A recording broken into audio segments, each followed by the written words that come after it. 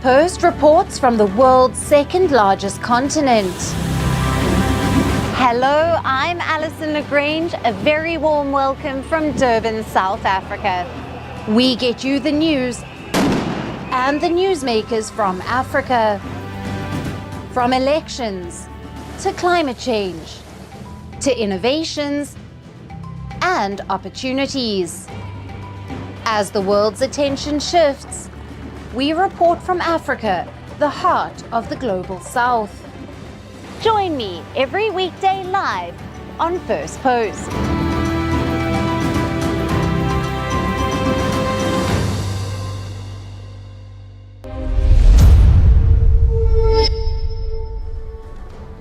Hello and welcome to Firstpost Africa, where we get you the top stories from the continent and from across the world. I'm Alison Lagrange, coming to you live from Durban, South Africa. First, let's take a look at the headlines. The European Union presses to have a new system of anti-drone defences fully up and running by the end of 2027 as part of a push to ward off Russia. Kenyan opposition leader Raila Odinga dies of cardiac failure at the age of 80 during a health visit to India.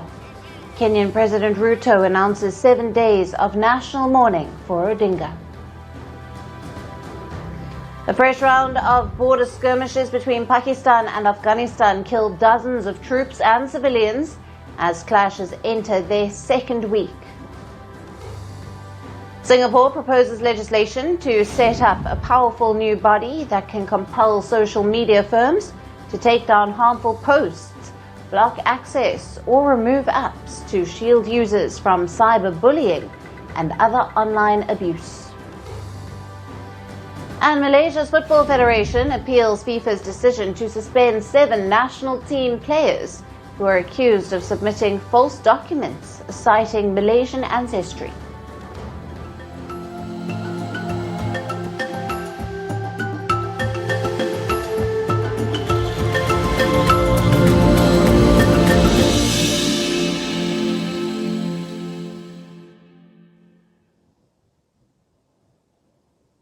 Hello and welcome. We start with the latest from Madagascar. The military has taken power in the East African island nation.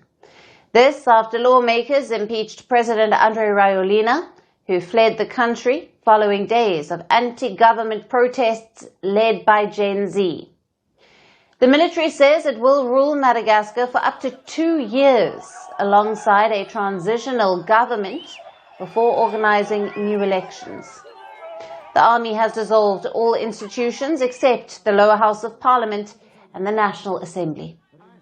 On a pris la décision parce que j'ai expliqué ça plusieurs fois, parce qu'il n'y a rien qui marche à Madagascar, il n'y a pas de président, il n'y a pas de président du Sénat, il n'y a pas de gouvernement, il n'y a rien qui marche. Donc on doit prendre la responsabilité, en fait, c'est ça. Allez-vous tenir des élections ? Bien sûr, bien sûr. Au minimum dans les 18 mois, au maximum 24 mois. Il s'agit donc d'un gouvernement de transition. Voilà, c'est ça un peu. Rajoelina had refused to step down despite the escalating demonstrations demanding his resignation. In an address to the nation on Monday, he said that he was in an unknown location, claiming his life had been threatened. Now, President Rajoelina was impeached by the lower house on Tuesday for desertion of duty. Later, the CAPSAT military unit announced it was in charge.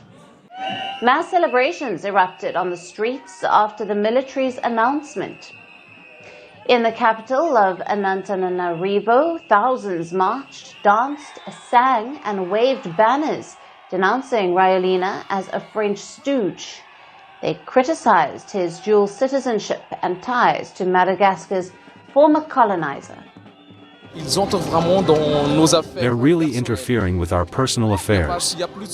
There's no more state sovereignty, the French are still there. And secondly, our president applied for French nationality and that's how he was able to leave here.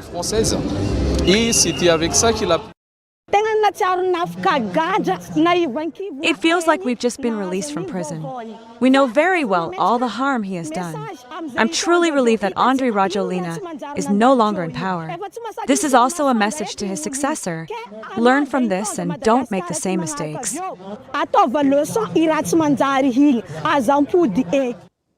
Demonstrations first erupted on the 25th of September over water and power shortages. They quickly escalated into a broader uprising against corruption, poor governance, and lack of basic services. The United Nations reported at least 22 people killed, though the government denied the figures. The anger mirrored recent youth-led protests in Kenya, Nepal, and Morocco, as well as Indonesia. Now, the protest took a turn over the weekend when the elite CAPSAT unit joined the demonstrations. And this is the same unit that played a major role in the 2009 coup that first brought Rajoelina to power.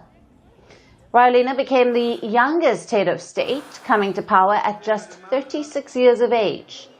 He was too young to legally assume the office, but his celebrity status gave him an advantage. The 51-year-old Rajoelina is a former DJ and media tycoon who owned a radio station. In 2007, he successfully ran for mayor of the capital of Antananarivo, and his party, known as the TGV, was a play on words from the French high-speed train, reflecting both the party initials and his rapid-fire personality. Now, rising in the opposition, he consistently clashed with then-President Marc Ravalomanana and branding his government as a dictatorship after it shut down his TV channel in 2008. Now, he positioned himself as an anti-establishment figure, mobilizing youth to take to the streets to oust an aging president.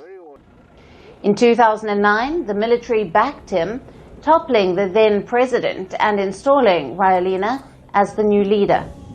At the time, Malagasy youth cheered for him, and 16 years later, Gen Z citizens accused him of failing to deliver on his promises.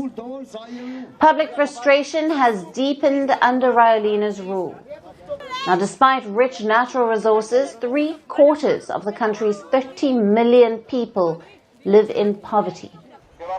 Madagascar has experienced repeated political turbulence since independence from France in 1960. The military takeover marks a new chapter in Madagascar's political turmoil, leaving the future of the island nation uncertain. And for more on this, we have with us Musa Mdunge, who is an international affairs expert. He is joining us live from Johannesburg, South Africa. Musa, as always, great to have you on the show. Thank you so much for having me. Now, Colonel Andry Rajoelina has announced a 2-year transition period following the impeachment of President Rajoelina. From a constitutional and a legal standpoint, how legitimate is this military takeover, especially with only the National Assembly remaining intact? Well, look, this is a very interesting case, right? In the sense that here you have a president who has been impeached by the National Assembly, which in and within itself is a constitutional process and is mandated. But the issue is not there. The issue lies now is you now have an unconstitutional action in that the military now has declared a political transition for 2 years, which has no basis under the Constitution by virtue of the fact that the first decision by the military is the suspension of the Constitution. So that causes challenges in terms of the legal legitimacy of this particular process. Secondly, by having, barring the National Assembly, all other organs of state basically dissolved, what you then have is you have a figure of democracy, a figurehead of democracy that really just doesn't stand. By what constitutional legal basis does the military then take the decisions it's going to make in the next 2 years? And so from a constitutional perspective, this does present a crisis. If the military follows through with this 2-year period, what is expected to happen, I believe, is beyond the popular sort of support for this move currently, is there will be pressure both internally and externally to involve either the judiciary or again establish some sort of a civilian rule in order to ensure that the decisions taken by the government of Madagascar are one that are legitimate, and one that meet constitutional muster and SADC. Right. Right. And given that this political shift follows weeks of the youth-led protests, how is the public likely to respond, or are they responding to this military rule? And could this transition plan ease or perhaps further inflame tensions on the streets? Well, look, let's look at the historical precedents that has already been set, right? As you've already mentioned in your introduction, right? When we look at the 2009 coup d'etat, right, and what it set in motion, this is a country clearly where, coup d'etats don't live up to their master in that sense.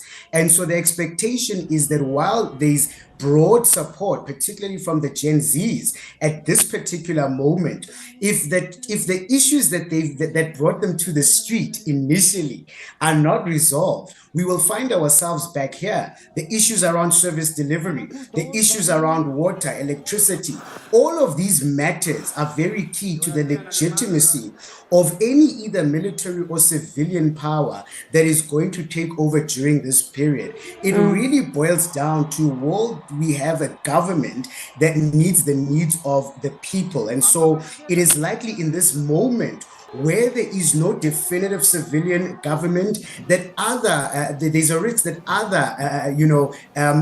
either military organizations or groups will begin to form, and that can then complicate the peace process and a move towards again building a civilian stable government that will meet the interests of the people. So it all depends really here, Alison, on how much pressure will be placed on the military leadership to get Madagascar towards a roadmap where we can have elections, and through those elections, then we can then have results and a new leadership come through in a different way than the 2009 coup d'etat, because again, it is that very coup d'etat, that foundation, that makes us find ourselves here again.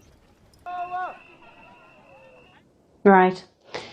And Musa, how might regional bodies like the African Union or SADC and international partners such as France or the UN, how might they react to Madagascar's military takeover and this proposed transition timeline of 2 years? Well, look, global response has been mixed, right? And in many ways, perhaps at this moment, quite reserved. So, of course, if you look at the African Union, they've had a tradition of having a zero policy towards coup d'etats, a zero tolerance policy towards coup d'etats, and that is not likely to change in this particular instance. And it is likely that from the AU, even from SADC, that we will see a constellation of some form of a group of elders being called upon to go and assist in bringing about a political resolution to this conflict.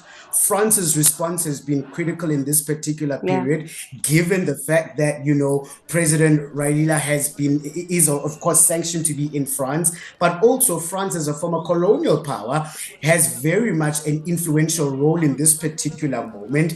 And it happens when the French themselves, Alison, face their own constitutional crisis in the Fifth Republic. So it's going to be interesting to see What will be the influence of France's own internal domestic challenges in influencing and shaping the future of Madagascar in this particular moment? And then, of course, finally, we have the United Nations, and there again, it is likely to be a divided bag of views by the United Nations. But the movement towards sanctions is likely to be undertaken, especially if the military rule is seen as being undemocratic and seen as breaking international law. It is likely, therefore, that international response will be harsh. But for the moment, it really is a divide and see. Right. Musa, it's always great to have you on the show. Thank you for being with us. Thank you so much for having me.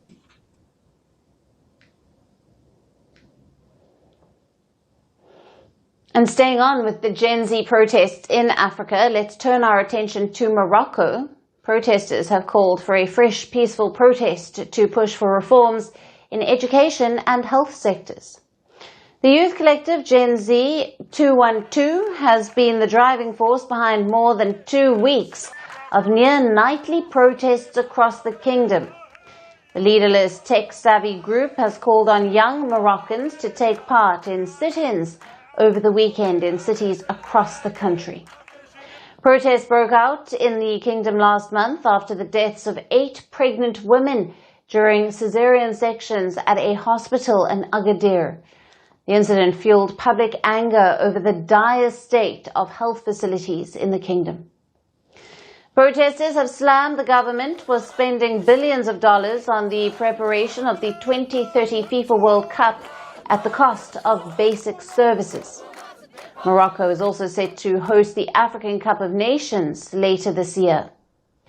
Now, high spending on sporting events is not the only thing that has anguished the Moroccans.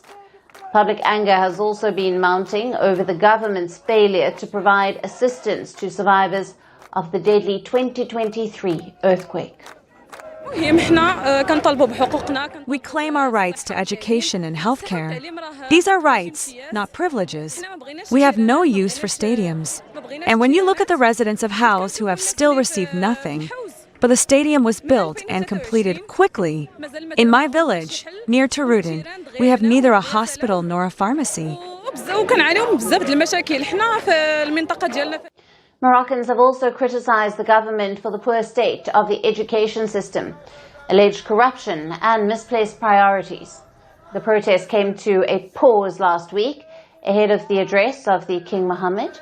Now, in his speech at the opening of the country's parliament session, the king made the call for accelerating reforms to create jobs for young people, improve public services, and to reduce regional inequalities. However, he refrained from directly addressing the youth-led protests.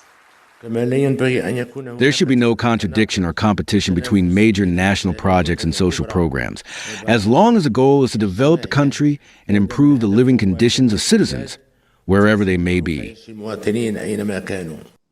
The youth-led demonstrations, which have largely been peaceful, turned deadly earlier this month, when at least 3 people were killed in clashes with the security forces. The incident had further fueled the public outrage, and since the protests broke out last month, police have made dozens of arrests. And as the youth-led protests swept the kingdom, criminals and thieves have tried to take advantage of the chaos and have indulged in vandalism and violence.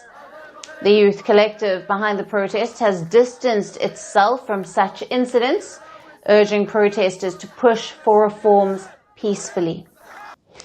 Anger by the dire state of health and education sectors, the young Moroccans have been calling for the resignation of the Prime Minister Aziz Akanouche. The protesters have also ignored his calls for dialogue. The anger among young Moroccans is echoing the anti-government protests elsewhere in Africa and in Asia. Madagascar's government has already paid the price for ignoring the calls for change and reforms. It remains to be seen if Morocco goes down the same path or does any better than Madagascar.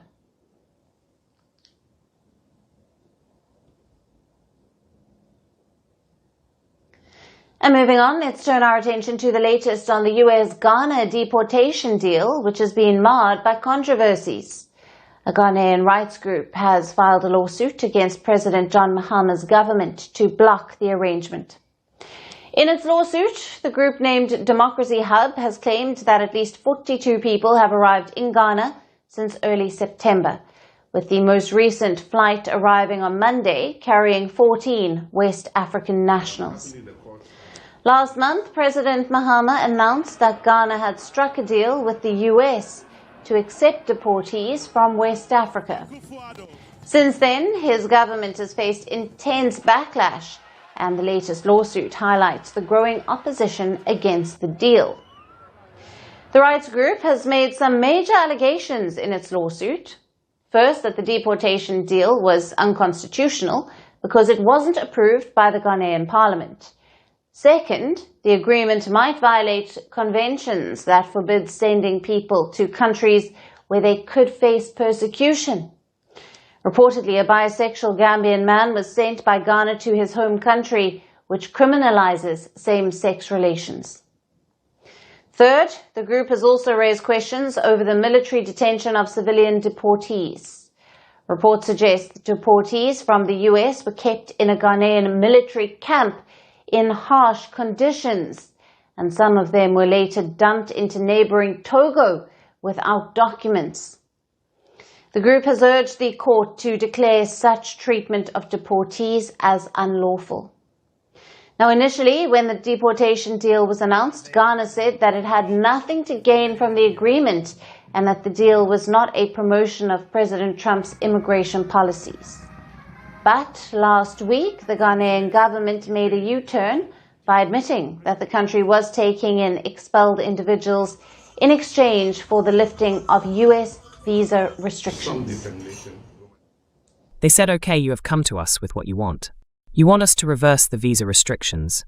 You want extended. You want us to relook at the 15% tariff. We are also now dealing with immigration challenges. So we want you to help us to deal with this issue.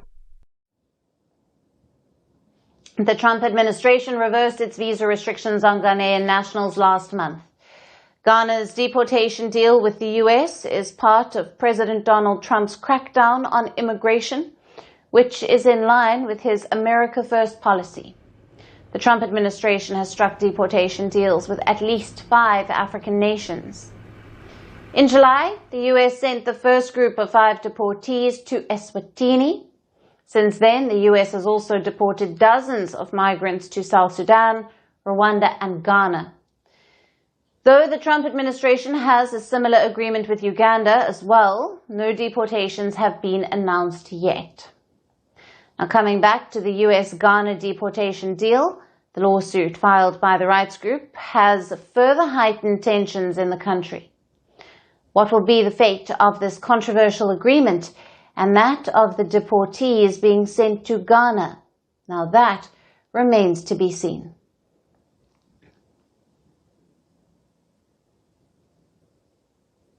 And for our last story today, let's shift our focus to Uganda. President Yoweri Museveni is reportedly being urged to mediate a truce between bickering neighbors the US and Venezuela.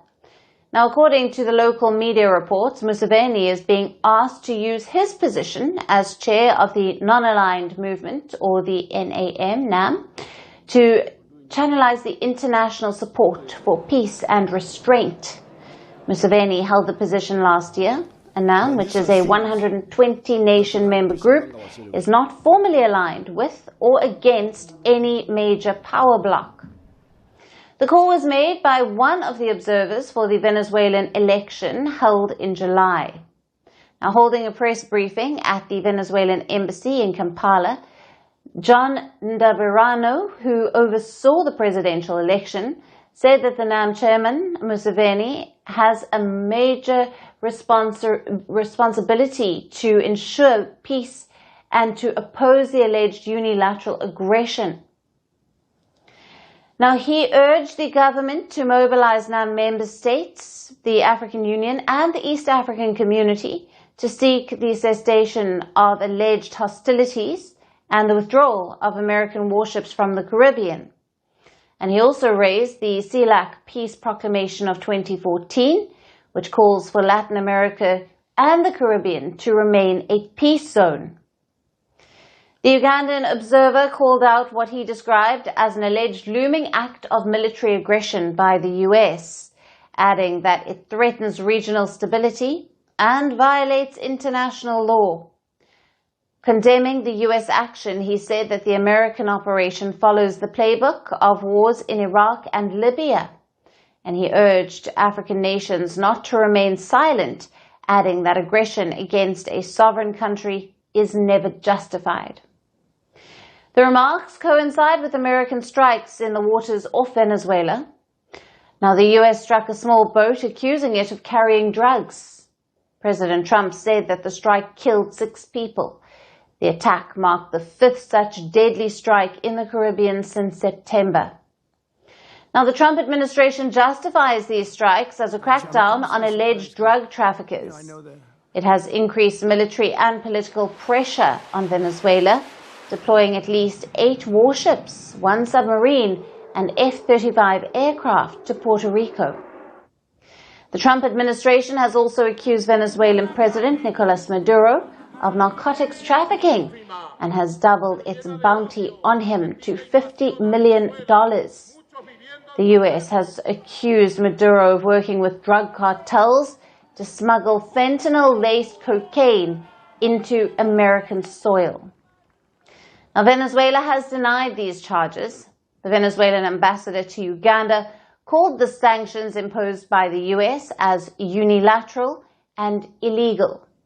She said that the American sanctions were against the Charter of the United Nations, and she added that more than 1,000 such unilateral coercive measures have affected Venezuela's key sectors. Meanwhile, the 81-year-old Ugandan leader is scheduled to address the midterm review meeting in Kampala today. The foreign ministers of member states will meet to adopt the Kampala Declaration aimed at transforming agriculture under the theme Deepening Cooperation for Shared Global Affluence.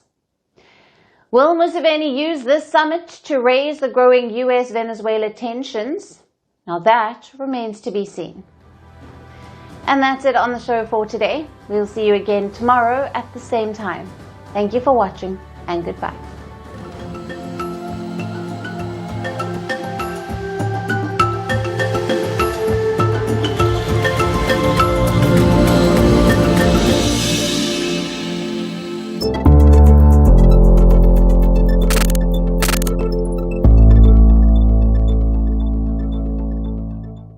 Hello and welcome to a Firstpost POV. The first stage or the first phase of Donald Trump's peace plan for Gaza is almost complete. All the living hostages are back home and hundreds of Palestinian prisoners have been freed from Israeli prisons. Now comes the next stage, which is arguably the trickier phase. Hamas has to disarm and then give up all political ambitions in Gaza, and only then will there be a final peace deal for this 2-year-long war. The question is, will Hamas agree to this? And if not, how will Israel react? Let me put some of these questions to my guest, Caroline Glick, who is the International Affairs Advisor to the Prime Minister of Israel, Mr. Benjamin Netanyahu. Thank you so much, Caroline, for speaking to us on Firstpost. No problem, thanks. My pleasure. Now, what is the Israeli side hearing from the Americans and the Arab middlemen right now about this demand that Hamas has to disarm? Is the group open to this demand, or are they still refusing to disarm until there is a Palestinian state? Look, I'm not quite sure